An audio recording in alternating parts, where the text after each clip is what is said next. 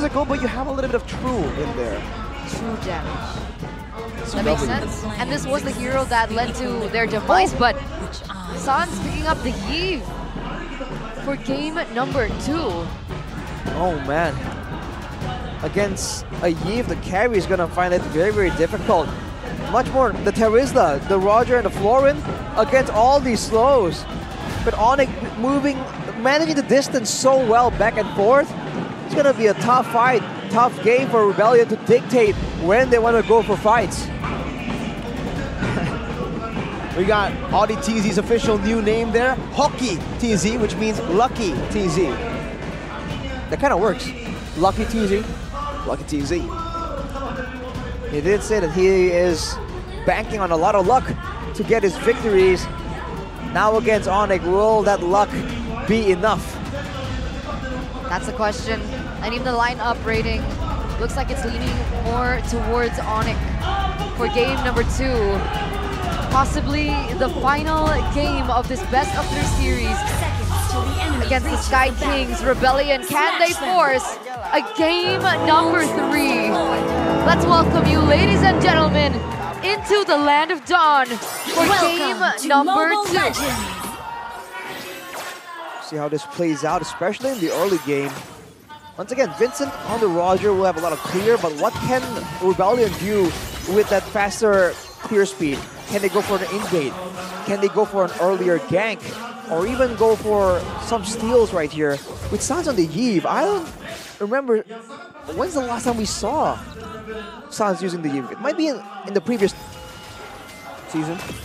Season, or is it actually in I think last in the M series? Oh yeah, the M series. You're right. The final Grand Finals. games. Yep.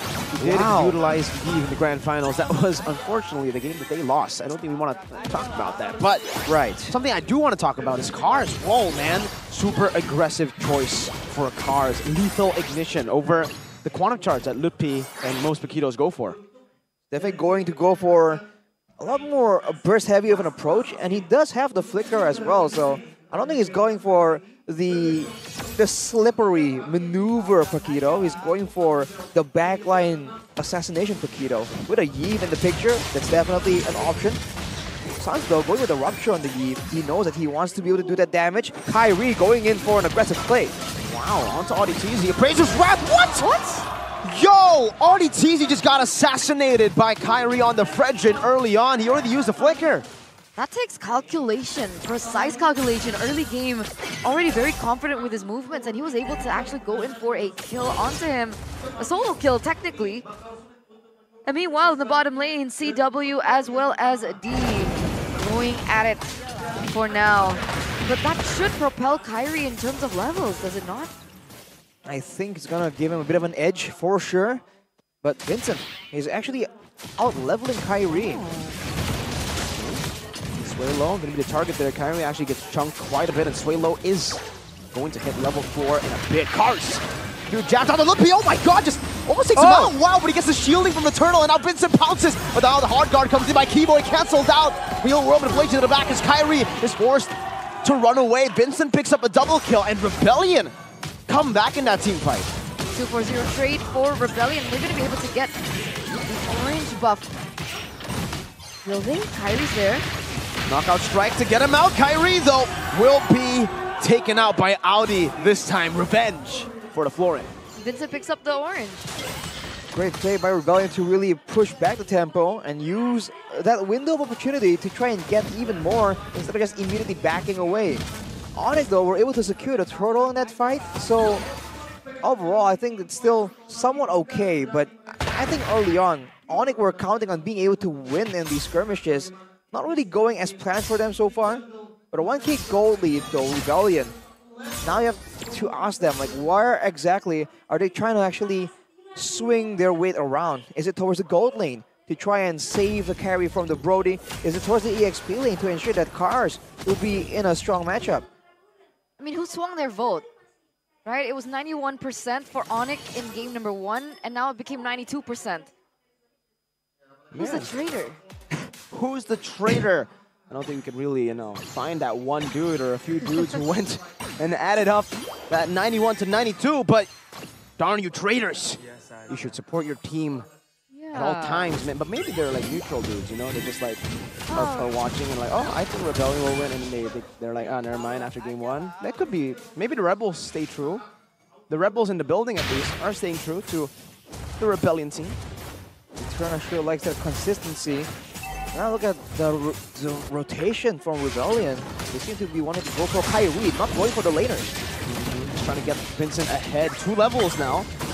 The turtle spawns, but they don't care. They just want to completely bully Kyrie in the jungle. Even Cars now, with the shove up top, will have so much more prio compared to Onic. Sway Low caught DPZ on Sway Low. That's a defensive penalty zone. Kyrie still secures it though.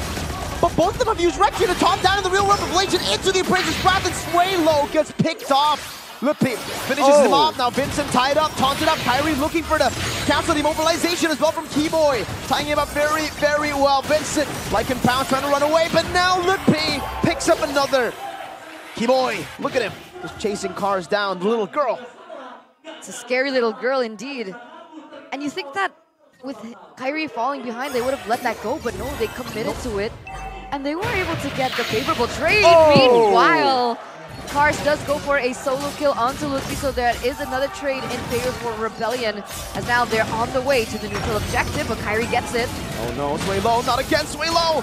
He might just be dead here. Doesn't even need to use the Torn Apart memory. CW smooches him to death. D tries to walk up, but I think it might be a bit too aggressive. He disengages. Aggressive moves there for D that could have ended up really badly for him. Rebellion, they're holding their own, but Onic really seems to be gaining some ground right here.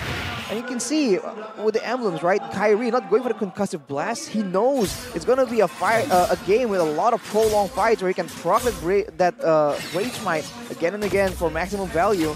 And look at Ice Cream's one computer for Sans. He's going for setting up for a dive. Whoa! Torn Apart memory! Oh, beautifully done by Sans and CW! That looked way too easy. How do they do that? Sans and CW, that chemistry, that synergy, the timing as well from CW to come back at that right moment. And not just a kill onto D, but they also get a turret in the bottom side as well. Now with the Blast of the Waste is completed for both roamers though, Audi and Keyboy, this means that the fights are going to get even longer. And I must say, from the looks of it, it really is going to favor Onic with the more spammable spells, especially with the Yves that has been buffed in the hands of Sans.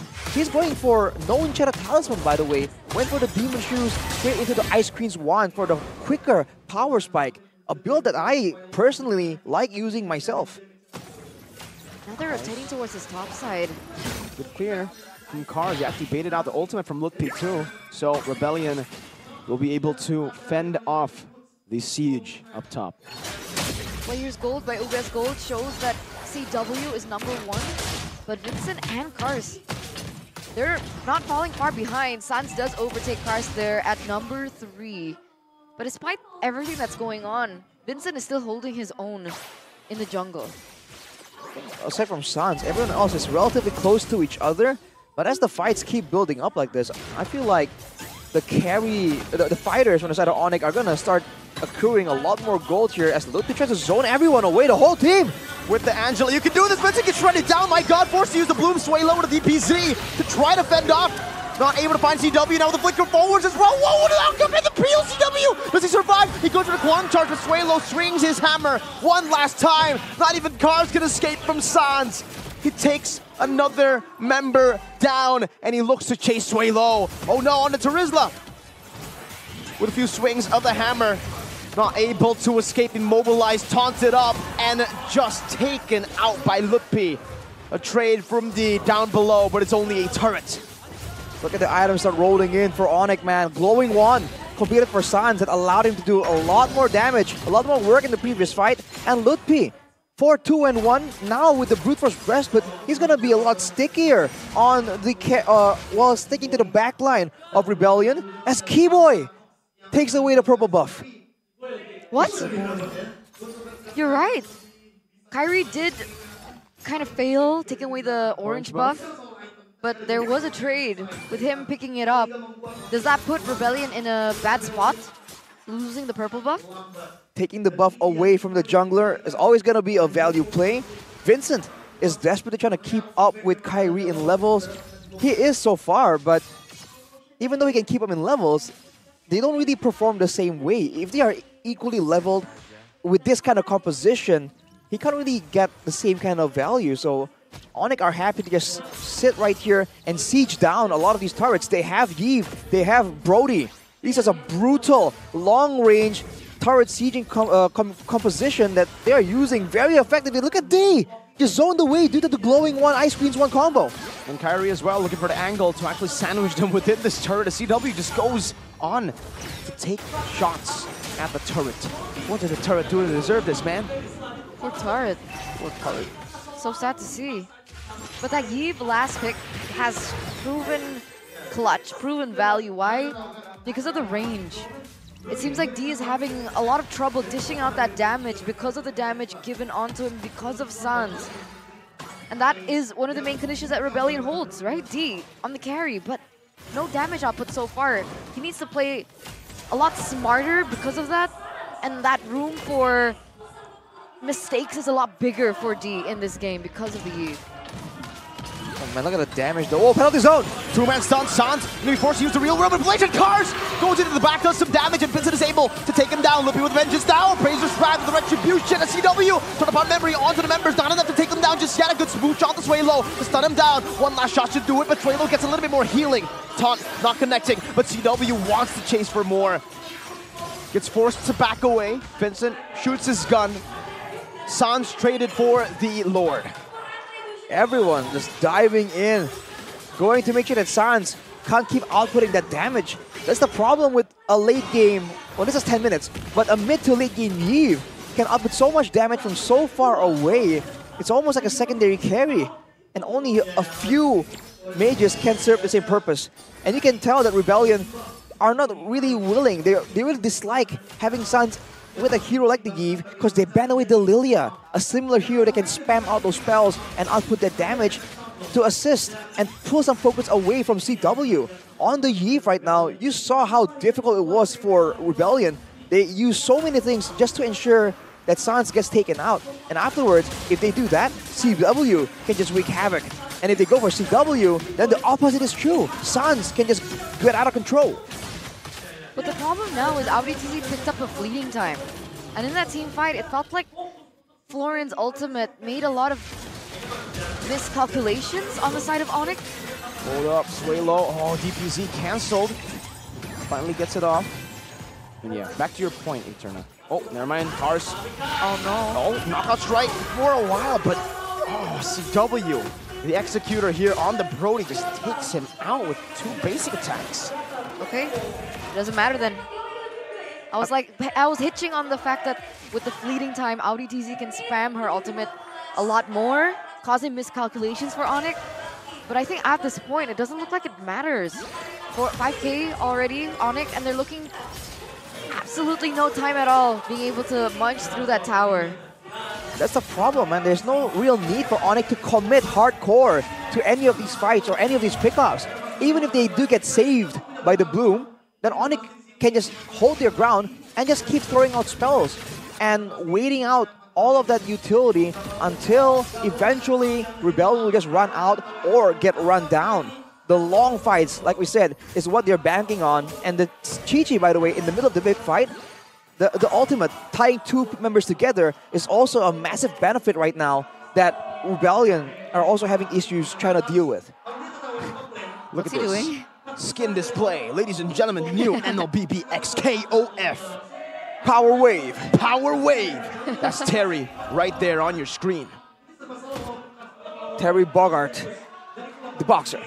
My personal favorite is Mai Shiranui Masha for two big reasons, the health bar and the damage. Yeah, I see it. That's fair. But back to the game right here where Keyboy already is just setting up on the Angela. He has the Necklace of Durance as well, by the way, so even the reduction is available once the Bloom's effects of denying or negating the healing reduction has passed. Cars with the C Halberd though, he's trying to go for assassinations, but Ludpi. Swaylo with the penalty zone, but he's, oh my god, that's some damage on the CW. Turn up our memory used up. Not enough to take anyone down. Oh, Vincent! The Lycan pounce, the AoE. Now the hard guard comes down. Vincent gonna be caught in the Appraiser's Wrath. Not enough though, as Kyrie is up there. He's able to find Keyboy, where he ulted for the hard guard. And all of a sudden, the tide swing back to RBL's favor. That was an unfortunate run in for Keyboy in the top side. I don't know why he committed. I'd love to see a replay of what happened, but because it looked like Keyboy re-engaged onto Cars, and then Cars ultimately was able to get that kill. They were in a 1v1 for quite some time. And the fact that the hard guard didn't come through, that lost Onic the team fight. The hard guard is definitely a big factor here in how the fights are supposed to go.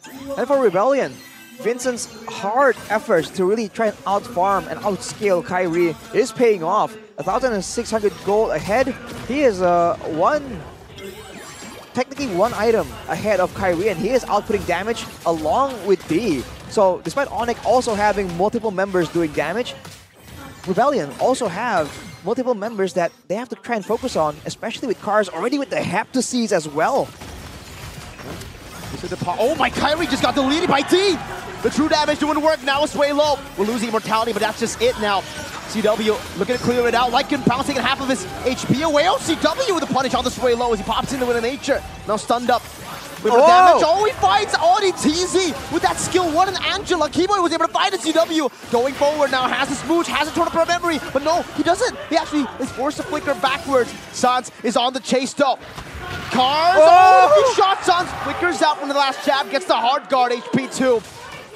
And Cars has enabled Vincent and D to escape. Edge on the edge of our seat, man. Stop. Onic needs to chill. Like CW, and then it was Sans. Okay, we get that you guys have the hard guard, but they're giving mini heart attacks, man. Yeah, we need hard guards. But AI prediction presented by the Samsung Galaxy S24 series shows a 56% real-time victory rate for Rebellion. They do have the carry for the late game, and Vincent is doing a great job. I feel like the main issue right here is the difference in speed, in time. For Onic, it's always about the long, drawn-out fights where they can eventually weather down and whittle down the HP bars. For Rebellion, the fact that they have the Blooms, the fact that they have a Paquito, a Roger, and a carry technically, all of these heroes do an insane amount of burst damage. So if Onic goes for those short trades, moving forward aggressively, not respecting the burst damage, then Rebellion will win because they can eventually, slowly but surely, pick off the members of Onic that are overextending. Whereas if Rebellion don't get that big fight, then they just get kited away, they get chased down, slowed down slowly but surely, and later on get cleaned up by the CC and the Angela combo. So it all comes down to execution. And with the Lord actually on the bottom side, that's a great situation for Onic there, having the base turret taken on the side of the Lord.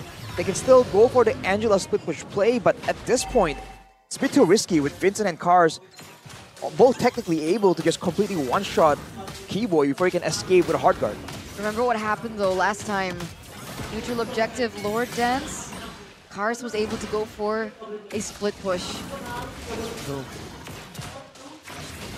might be deja vu, but we'll see, because Onic seems like they are managing their waves properly. Up top is a slow push though, and both teams reset the Lord. The sustain coming in for Rebellion is just really clutch though at this point. You can see that everyone from half HP, a couple of spells from Audi is enough to just heal them back to full. And from half HP, a Bloom will heal them, will top them up to full HP already. So Onic are fighting double HP bars technically. I'm just keeping my eye on the Cars right now. See what he wants to do rotation-wise, because Angela is all alone up there.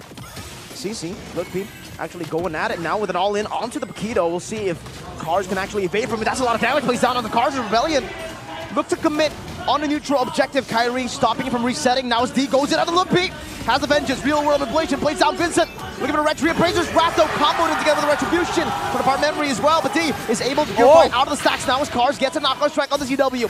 Vincent doing some damage, has a Lycan form, but needs to respect the damage that can come back onto him. Onic, what a win on the neutral objective. that was best case scenario, and you should have seen it was tailored to perfection, right? They didn't want to straight away send Sans to the top side in fear of the presence of Cars.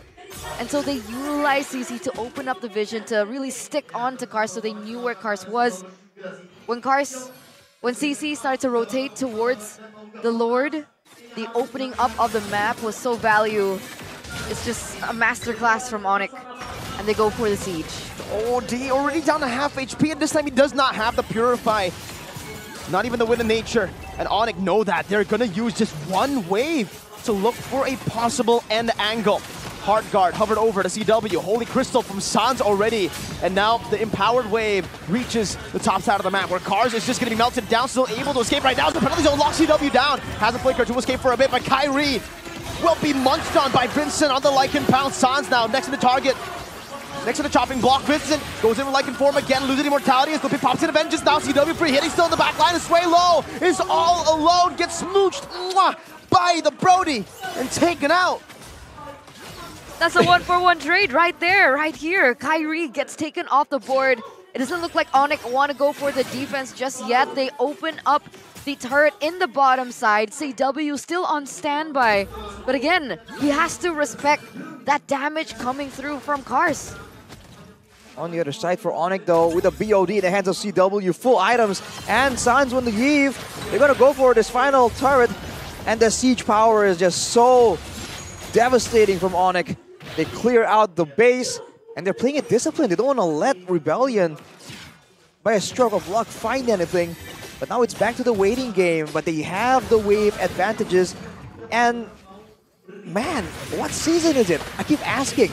Going for the Lords, waiting, using the real-world manipulation at the right moment. This is all things we haven't seen in a long, long time.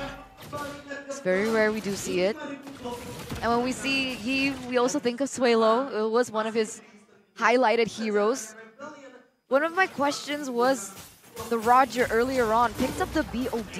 It looks like he sold it again.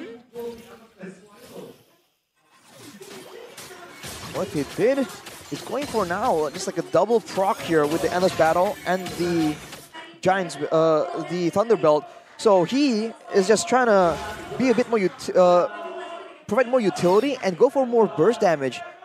Because for the most part in these big fights, Vincent hasn't been just staying still, outputting damage, hitting from far away. He's been going in to assassinate someone and then immediately tries to get out while the healing, while the sustain coming in from Auditizi can't keep him alive. And now Onic, they're just playing the waiting game. They bait out Suelo. Wow, Sans just flickers out of that. Vincent trying to do some damage with CW. It's just chunking away. Vincent very low. Torn apart memory not used up. Just CW with a flicker forward. Calvin Winata with a torn apart memory. Picks up the double kill. D is next. Is Lupe. This plays with the yo-yo. Auditizi trying to back away. There's one wave up top, and Onic will try to utilize it to secure a 2-0. Cars in the back with a knockout strike, Lupe with Vengeance, now zoning them away. He will lose out of the Wind of Nature, but Cars buys him an retrenchment just in time. Day will be taken out, and so does Rebellion. 2-0 clean sweep for the Sky Kings. No more playing around, no more joking around. Upper brackets, here we go. No mercy whatsoever from Onic. They know they have the playoff spot secured, but they have their eyes set on the prize. Whatever the cost, whichever team has to pay the price, they see it, they grab it, they make it happen.